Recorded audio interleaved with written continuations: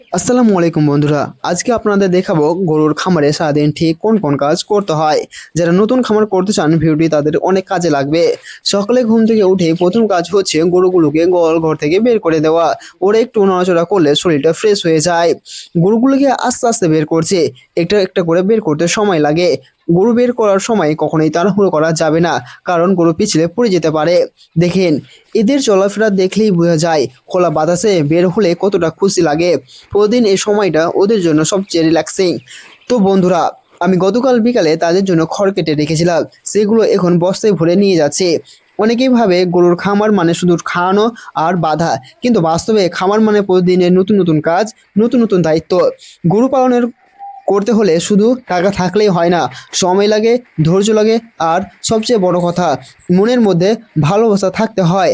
আমি নিজে প্রতিদিন চিন্তা করি আজকে গরুর জন্য কি ভালো করা যায়। অনেকেই ভাবে খামারদারি নাকি কষ্টের। হ্যাঁ, কষ্ট তো আছেই, কিন্তু এই কষ্টের মধ্যেই আনন্দ আছে। যখন দেখি আমার গরুগুলোর শরীর ভর্তি হচ্ছে, ওরা সুস্থ আছে, তখন মনে হয় আমার পরিশ্রমটা সার্থক। আমি সকালে খাবার হিসাবে খড়, জল এবং দানাদার খাদ্য দিচ্ছি। এখানে দানাদার বলতে ধানের গুঁড়ো আর ভুট্টার আটা সুন্দর করে মাখিয়ে দিচ্ছি। দেখেন, সবাই ধীরে ধীরে খাচ্ছে। গরুকে খাবার দেওয়ার সময় আমি সব সময় চেষ্টা করি যে কোন গরুটা একটু ভালো খাচ্ছে, কোন গরুটা একটু কম খাচ্ছে, কারণ এই সময়টায় গরুর শরীরে সবচেয়ে বেশি এনার্জি পায়। সকালটা ঠিকভাবে শুরু হলে আশা করি পুরো দিনটা খুব সুন্দরভাবে কেটে যাবে। তো বন্ধুরা, এটা হচ্ছে সকালের কাজ। তো বন্ধুরা, এখন দুপুরের দিকে আমি মাঠে চলে এসেছি গরুর জন্য ফ্রেশ ঘাস কাটতে। দেখে, প্রতিদিন আমি এইভাবে হাঁটতে হাঁটতে ভালো ঘাসের জায়গা খুঁজি। গরুর জন্য ফ্রেশ ঘাস খুবই দরকার, এতে গরুর হজম ভালো হয়, শরীরও দ্রুত ভর্তি হয়।